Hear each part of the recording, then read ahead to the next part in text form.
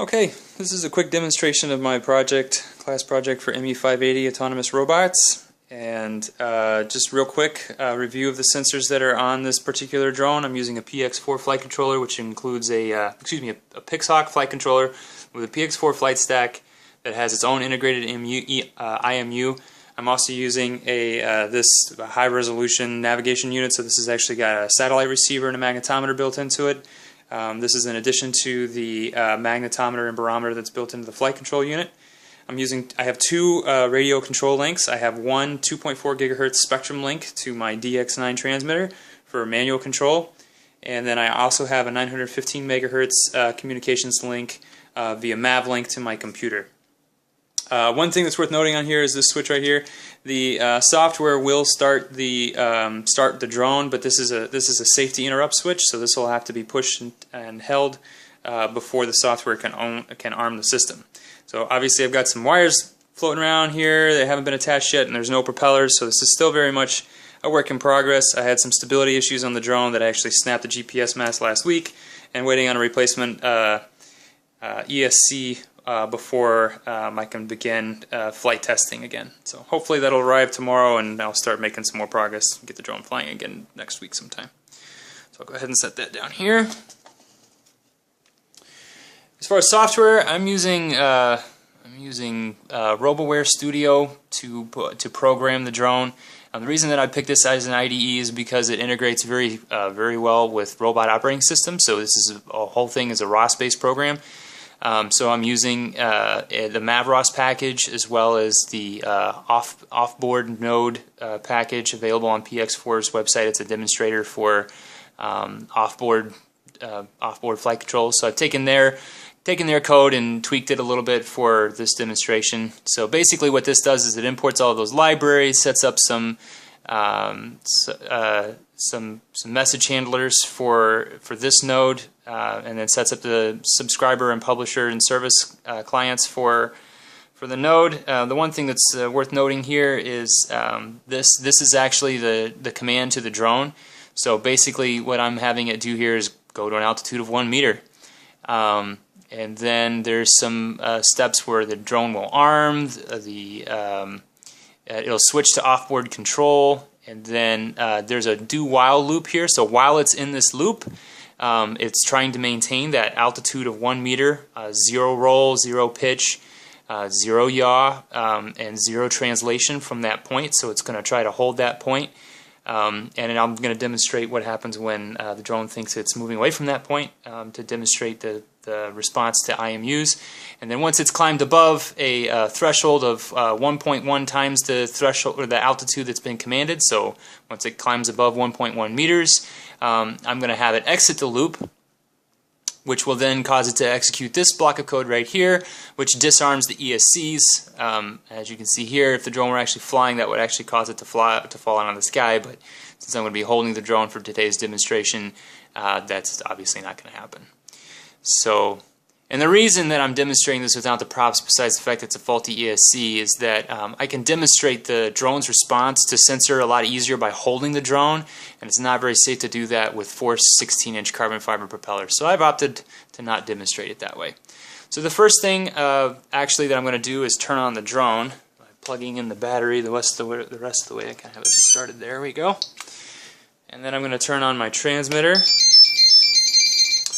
And then we're going to start firing up some of these ROS nodes. The first one that has to come on is the ROS core. So I'll turn that on. And then I'll launch the MAVROS node. I'll get some warnings that don't really mean anything. I get some confirmation that I've got a heartbeat here. I've got RC control here. MAVROS has been successfully started, and it's detected the high resolution IMU. So we're in good shape there. Then the next thing here is I like to have state running in the background so I can kind of verify that the drone is receiving the command. So right now it's confirmed that it is connected, not armed, and it's in stabilized flight mode. So which is where it's supposed to be. And the last thing that I'm going to fire up in this terminal window is a report on the altitude, which takes actually quite a while to get. So while it's working on that, this is actually a really good. I've seen these relative. This is relative altitude. I've seen this kind of all over the place, from positive 0.2 meters to, well, in this case, negative 1 point or negative 0.1 meters. So the altimeter is not very accurate. I would imagine I'd probably get a better fix if I were outside and it could augment the barometer with GPS, but that'll be one of the things that I take a look at in this project. So while it's kind of doing its altitude thing, I'm going to push and hold this. So that preps the ESCs to be armed. It doesn't actually arm them, it just kind of removes the safety. Not a great place for that button. As you can see, it's actually inside the blade path, so yeah, not really much I can do about that. I'll probably move it at some point. Let's see here. So then the next thing that I'm going to do is launch this ROS node. Oh, wrong one. There we go. This ROS node, which gives me the PWM out signals from the PX4 or Pixhawk.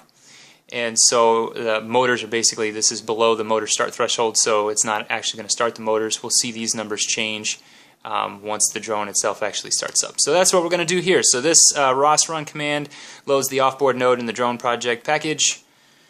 So we'll go ahead and launch that. This actually takes a little while. There's a lot of waits and spins and pauses in the code for various reasons, and I just haven't taken them out yet. So this takes a little while to get started. There it's enabled offboard, which I can verify by checking the drone status over here. The mode is changed to offboard. And then it's going to arm the ESCs, and the motor should start turning in just a second. Alright, there we go. If we come back over here, we can verify that that has happened by taking a look at this tab and looking at the PWM outputs. So you can see these are actually pretty high. The drone is actually trying to take off, which is good. What I'm going to do now, I'm going to switch to the altitude view here. Alright. I'm going to pick the drone up just a little bit and keep it under 1 meter, and then watch the PWM output. So I'm going to yaw to the right, which is going to cause 2 of those values to drop and 2 of them to stay kind of high to try to yaw it back. So that's demonstrating that the magnetometer is responding to, or that the code is responding to magnetometers. This is the built-in flight code. This isn't anything that I wrote. And then yaws as well will affect those PWM outputs. And then, so that demonstrates the magnetometer and accelerometer. The gyros respond to momentary stuff like this, so you won't really see that update in the PWM, but you can hear the motor pulses changing as I'm kind of, flopping it around. So then I'm going to see if I can get the drone in the altitude in the same, probably not. So once I raise the drone about 1.1 meters off the ground, the motors should shut off. So I'm going to go ahead and lift the drone up. So that's above its threshold. We'll just give it a couple of seconds here. And there it goes. And it's going to scream like that and freak out until I toggle the flight mode switch on the transmitter. And that demonstrates that I've been able to control the drone remotely via the MAVLINK protocol from a ROS shell on my laptop.